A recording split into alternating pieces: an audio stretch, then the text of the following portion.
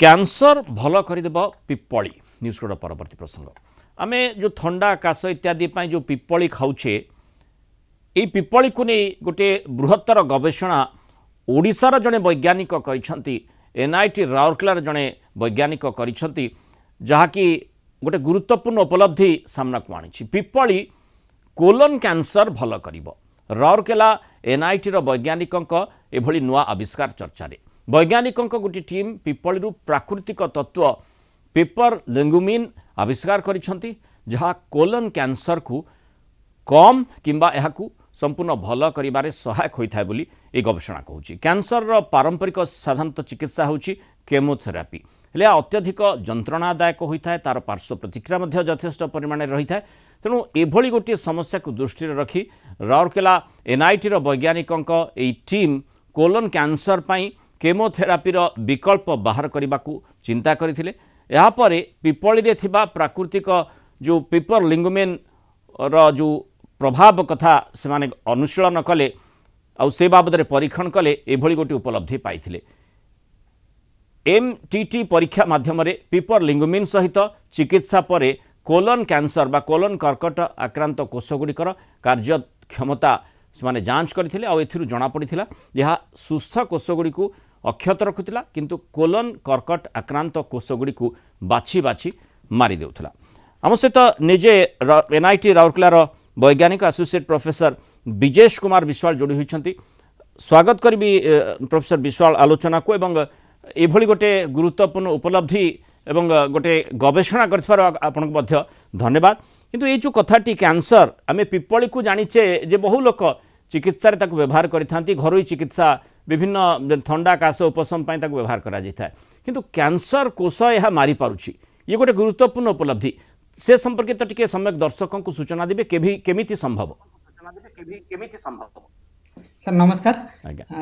पिपली जोड़ा पिपर लंगुमा तो सेठू आमे एक्चुअली तार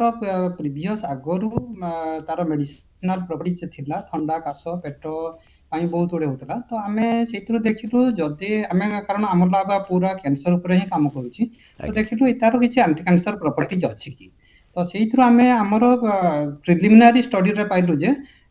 तार किछि ना किछि एंटी कैंसर प्रॉपर्टीज से देखौची तो तापरे आमे तार कोलन कैंसर को जे मॉडल ने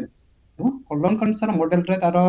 गोटे एक्सट्रैक्शन रहउची पिपरलंजुमिन जोड़ा सेट को आमे देखिलु जे सिग्निफिकेंटली तार एंटी कैंसर प्रॉपर्टीज सेट रे देखौची और सबठरो भलो कथा हला जे से जो नॉर्मल सेल गुडी को हम देह रे जो गुडी को अछि सी सेल गुडी को से बिल्कुल किछि क्षति करूनी तो जोड़ा कि आमर केमोथेरापेटिक ड्रग्स जो यूज होची से माने कैंसर सेल को तो किल करंती ता बाद से माने नॉर्मल सेल को भी बहुत बड़े हार्म करंती ये केमिति काम करछि पिपरलंजुमिन ता से गोटे आमर कैंसर सेल्स रे से रिएक्टिव ऑक्सीजन स्पीशीज थ्रू रे कैंसर सेल्स को अपोप्टोसिस कराय जोड़ा द्वारा कि तार गोटे थाए जोड़ा कि powerhouse of the cell को जाय माइटोकॉन्ड्रिया तार डिपोलराइजेशन डिसफंक्शंस हुए आउ से माइटोकॉन्ड्रियल डिसफंक्शन हेई से सेल्स को न्यूक्लियर कंडेंसेशंस करी तापरे फाइनली कैंसर सेल्स को किल कर दिया से अच्छा जेमती हमें केमोथेरापी रे साधारणतः देखू जे निर्दिष्ट भाव रे जे कैंसर सेल गुडी कर रही था जहाँ कि गोटे अतिमात्रा रे परिवर्धित होता है अकारण रे एवं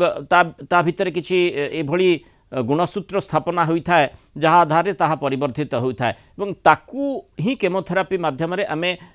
नष्ट करिथाउ किंतु से जो कथाटी आमे प्रथमरु कहूतिले जे तार पार्श्व प्रतिक्रिया एथि पई रही था जे आखपाखरे अनेक सेल मध्य नष्ट होता है जो सेल गुड़िक अन्य काम रे व्यवहार होता है एठी जो भली पिपली कथा कहा जाउची निर्दिष्ट भाव रे जेमति आपण वर्णना कले माइटोकॉन्ड्रिया कथा कहले पावर सेल माने आमे जो पावर हाउस बोली जहाँ को कही था मनुष्य शरीर से माइटोकॉन्ड्रिया को जदि प्रभावित करुछि सीधासलख भाव रे जो पिपली जो पेपर लिंगुमिन रही अन्य सेल गुड़िक जो गुड़िक सुस्थ सेल रही सुस्थ कोशिका ताकू कहीं क्षति पहुँचाए ना बा से प्रकार संभावना कहीं ना कारण से जो नॉर्मल सेल आमर जो सुस्थ सेल्स जो तार एक्शन टा तार ग्रोइंग पोटेंशियल तार मेटाबॉलिज्म्स तार डिफरेंट रिएक्टिव ऑक्सीजन स्पीशीज तार कैंसर सेल अपेक्षा बहुत डिफरेंट टाइप रही था तो जो तार कि सी नॉर्मल सेल्स गुडी को हमरो जेहेतु पीपल लंजुमिन्स एगुडी नेचुरल कंपाउंड्स गुडी को तो सी नेचुरल फाइटो कंपाउंड्स जे गुडी तेणु से माने नॉर्मल सेल्स बॉडी सेल्स को हमरो किछि हार्म करते नहीं इंस्टेड से माने हेल्प भी करते अच्छा जो द्वारा कि हमरो डिफरेंट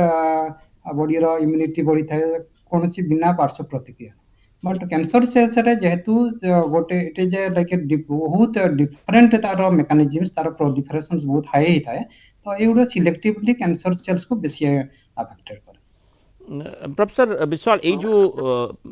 पिपली कथा आम कहूचे से जो उपादान टी रही पेपरलिंगमिन से प्रकृत में जो सुस्थ कोशिका एवं कैंसर कोशिका ता भितर प्रभेद केमती जानीपे जहाद्वारा पूरा सीधा सड़ख